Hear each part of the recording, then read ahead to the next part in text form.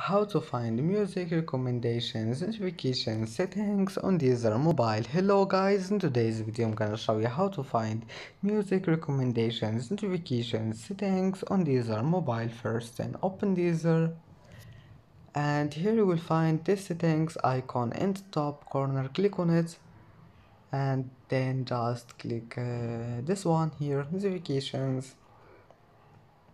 Click notifications, and then just wait, and here you will find it music recommendations. You can disable it or enable it just by one click, and then you need to wait 2 days, and that's it.